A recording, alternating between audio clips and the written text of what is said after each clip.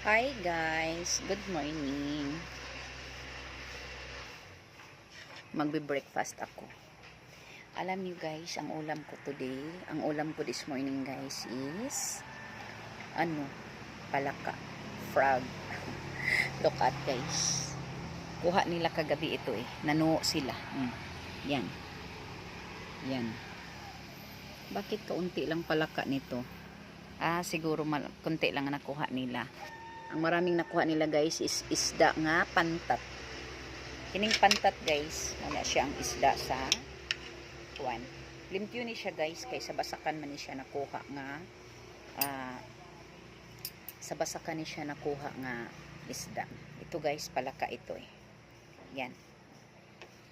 Since birth pa ako guys, sa bata pa ako, ma-remember ko talaga guys ang palaka. Ito ang palaging ulam namin sa amin noon. Nag-aaral ako palaka eh. Ma-remember ko pa naman, mahiya ako na palaka ang ulam ko.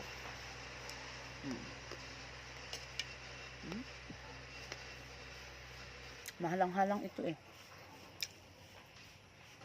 Masarap magluto ito si Ikyong.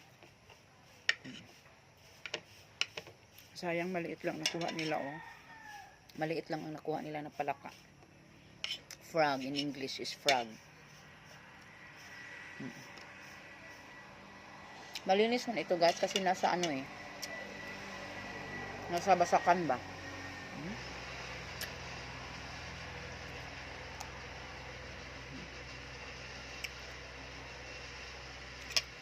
Gi-adobo pala ito. Masarap itong palaka guys pag adobo at saka may gata.